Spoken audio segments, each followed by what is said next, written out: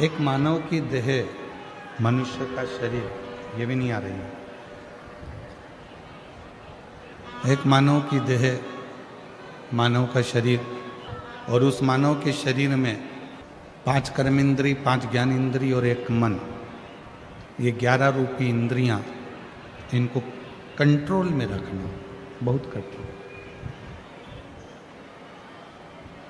आज एकादशी का लोग व्रत करते हैं, करना भी चाहिए। परम भगवदीय जीव एकादशी का व्रत करते हैं कि हम भोजन छोड़ देते हैं, हम ये नहीं खाएंगे, हमारी एकादशी है, हम ये नहीं खाएंगे, हमारी एकादशी है। पर शिव महापुराण की कथा कहती है कि एकादशी सफल कब होती है? जब आपकी 5 कर्मेंद्री, 5 ज्ञानेंद्री और 1 मन, ये आपके कंट्रोल में हो, तो समझ लो कि एकादशी पूर्ण हो गई और एकादशी का फल आपको प्राप्त हो गया।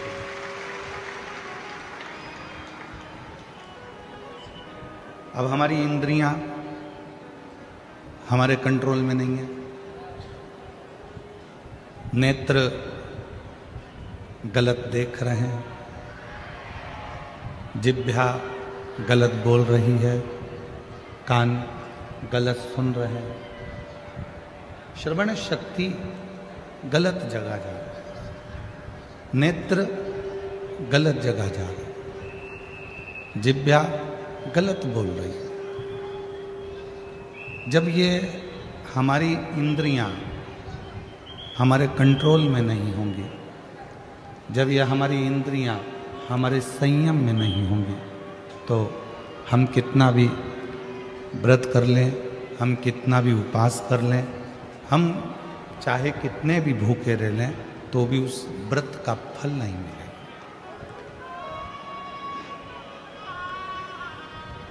व्रत का फल कब मिलता है? जब हमारी इंद्रियां हमारे काबू में, कि नेत्र दिए रे तूने दाता बन के, नेत्र दिए रे तूने दाता बन के, और कभी नहीं दरस कियो, दयालु मैंने अवगुण बहुत कियो, अवगुण बहुत कियो, दयालु मैंने अवगुण बहुत कियो।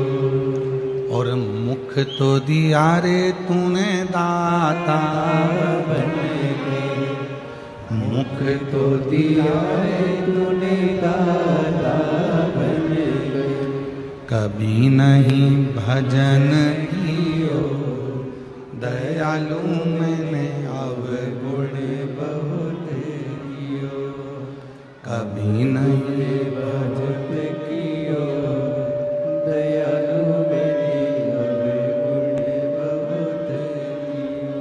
अवगुण बहुत कियो, दयालु मैंने अवगुण बहुत कियो।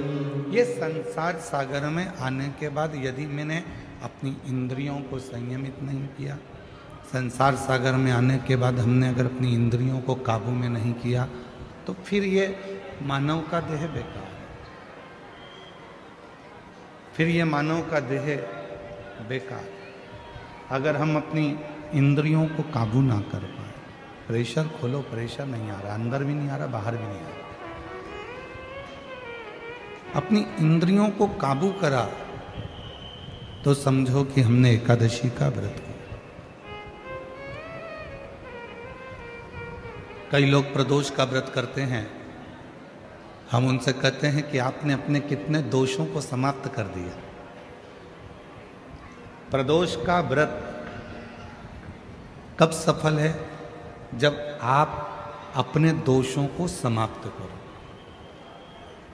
मैं गुस्सा नहीं करूंगा, गलत व्यसन नहीं करूंगा, गलत बात नहीं बोलूंगा, गलत चीज नहीं खाऊंगा, अपने दोषों को समाप्त करो।